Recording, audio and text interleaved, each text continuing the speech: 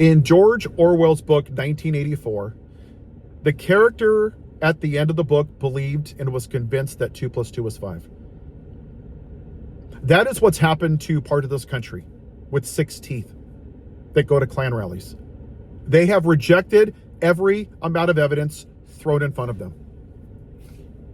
Every conversation I have with them on TikTok goes like this.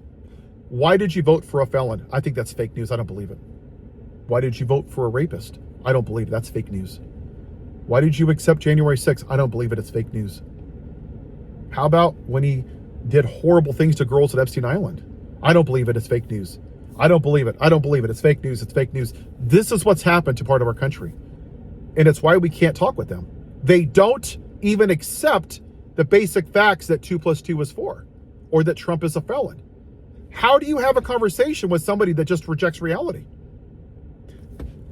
I'm going to say that a lot of this has started in the white evangelical church. Religion, not faith, not Christianity, weaponized religion.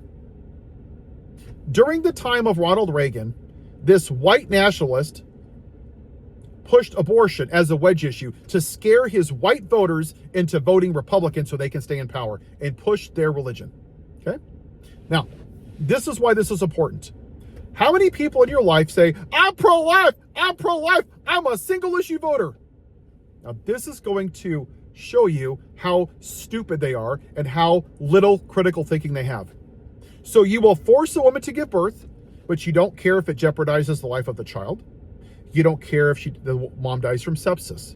You haven't, by your vote, you don't care if Donald Trump rapes her or molests her child on Epstein Island.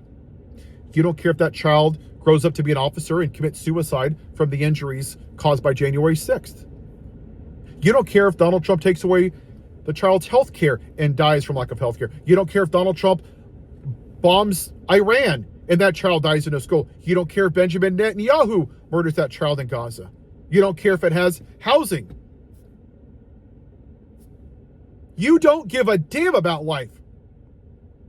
But you will do your damnedest, and you will fight, and you will scream, and you will force a woman to give birth because you're a great Christian and the Democrats are of the devil and they just want to murder babies. Now, to take it one step further, because this is their comeback, right? Well, you're not stopping abortions. Is God stopping abortions? So I guess God's a murderer too. I guess God's murdering babies because he's giving people free will. That's called critical thinking. And a lot of this country doesn't have it. And the majority of them are in white trashville, Alabamas, and Tennessee. I'm not saying everybody there is a bad person. They're not. There's a lot of good people there that don't vote for convicted felons and rapist presidents. But they're last in education, last in healthcare, highest in crime, highest in poverty. Republicans have intentionally kept their base stupid so they won't have critical thinking, so they can use wedge issues like woke, radical left, the brown people, the Somalians, the Democrats, her email, his laptop. They're so stupid that they were convinced that a rapist and a convicted felon was going to save them from the criminals coming from Mexico. That's how stupid we are as a country. Part of it. It's why we're here.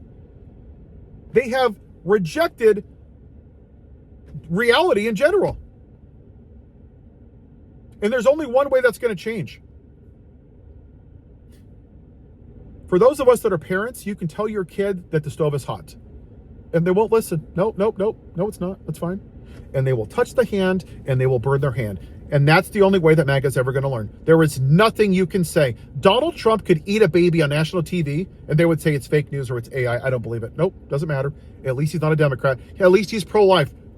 They would vote for Hitler over a Democrat. They would vote for Jeffrey Dahmer. But you know what? I like his policy on no tax on tips. At least he's not a Democrat.